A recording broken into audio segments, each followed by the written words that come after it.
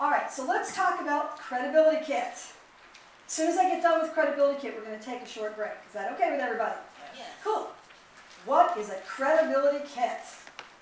A credibility kit is basically a kit that we carry with us all the time. Great way to find private lenders. Great way to steal properties from your fellow investors.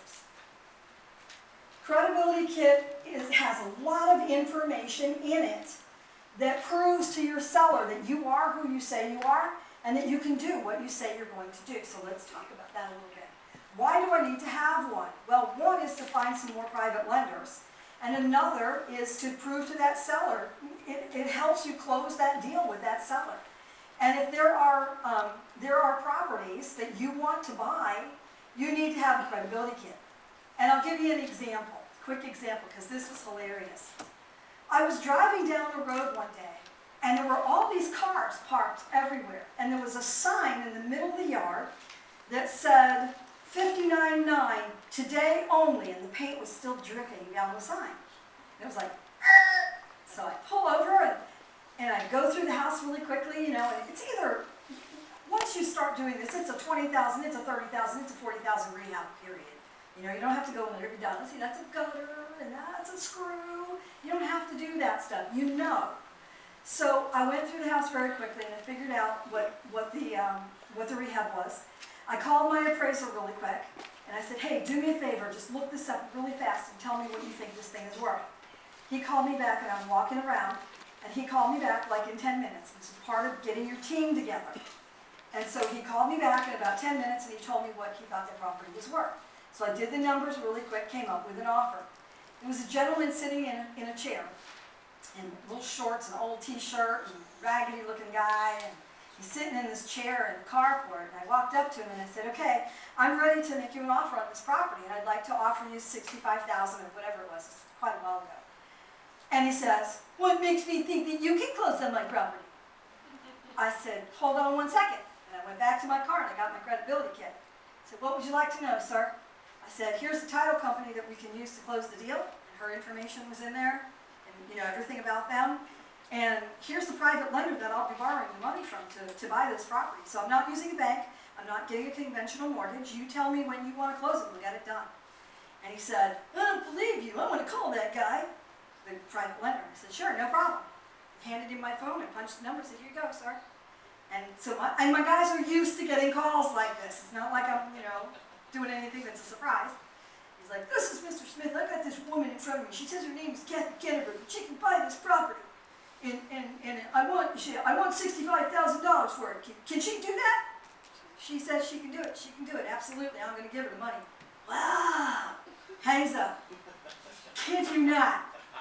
He calls the title company next. Here, wait. That's on this page. There you go. Get handing my phone. There you go. Calls the title company. Gets Kathy on the phone. Her name is Kathy also. And so he gets Kathy on the phone and goes through the whole same thing with her. Absolutely, sir. We'll take care of your closing, and no problem at all. We'll get the contracts to you. We'll get everything done. Blah, blah, blah, blah. No problem. Okay. I want a $5,000 deposit.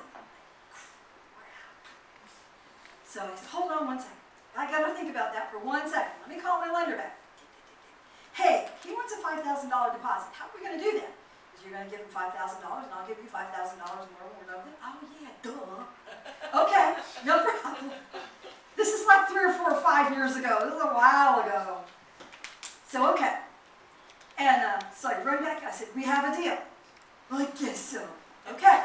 Run back out to my car and I get a contract. Here's the contract. Wow, you really are prepared, aren't you? He's like being a real poo man. I'm serious. He's like being a real poo. So there's all these other investors, right? And they're walking around the house and they got their little pencils and their little, no offense to anybody, they got their little clipboards and their little pens and they're looking and taking notes and everything. And I'm writing a contract. So I write the contract, okay? And so he signs the contract and we're done. So your house is sold, sir. Good, then you get all these people off my property. Kid you not, that's a true story. And so I took my contract, and walked and said, hey guys, I just bought this. Hey guys, I just bought this. I knew half these people. I was like, you did what? How did you do that? Because I was prepared. Okay? So credibility kit is a really cool tool, so we're going to talk about that for a minute. So what goes in my credibility kit? We'll go through that in just a minute. How do I build it? All right, you're going to use a presentation book, and you're going to add things to your credibility kit as you go along in your business. And mine's gotten bigger and bigger. How do I use it?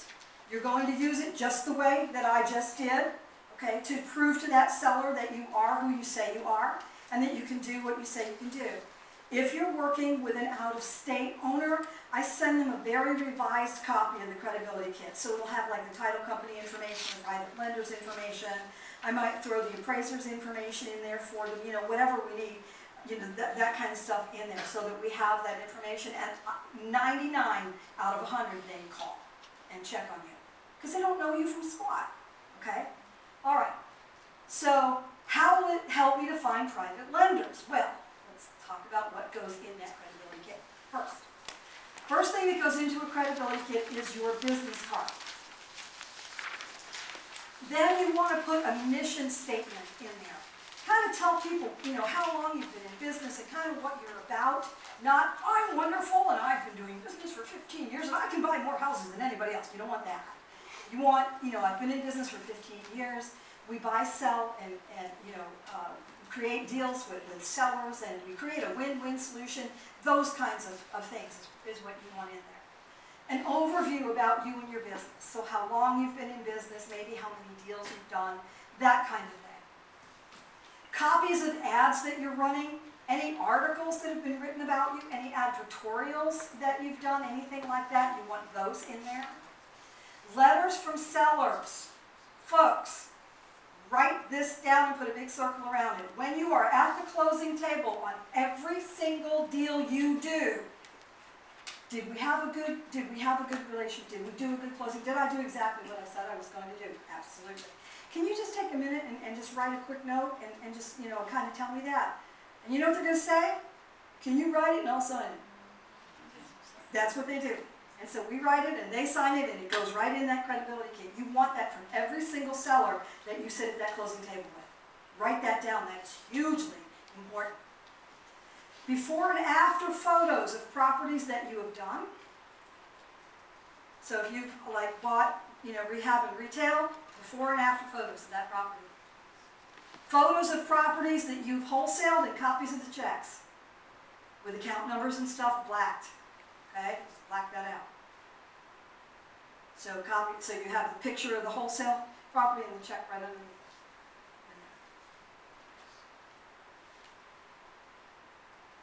Personal reference letters. This is very important. You can get reference letters from your boss if he or she still likes you. Mine didn't, so I didn't. I got fired, remember? Anybody, your pastor, your church, a close friend, a business owner, if you know somebody that owns a business, that's always a really good referral letter. Okay, put those in that credibility kit also. Letters from vendors and lenders. So your roofer, your appraiser, your title person, your lenders. This is really important stuff, guys. Okay? Your private lenders, hard money lenders are fine. Your bank can write you a reference letter too. That's not a problem. Okay? And basically, these are just reference letters, you know, letting them know, you know, who you are and what you can do.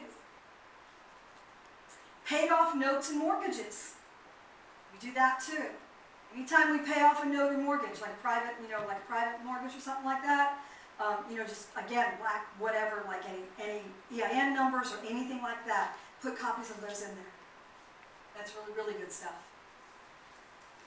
Photos of you and any local celebrities, like if you've been anywhere and you've had your picture taken with somebody, put that in there. Like even a mayor or a senator or, you know, just town, anything like that. Okay. Better Business Bureau membership. If you're a member of the Better Business Bureau, make sure that's in there. Memberships to any associations that you belong to. Okay. Anything like that, put that in there too. List of seminars that you've been to, whatever your educational background is in real estate, list that in there as well. Can you see what we're building here? Is this pretty cool? Yes? Okay? This is your credibility kit. None of your competitors are doing this.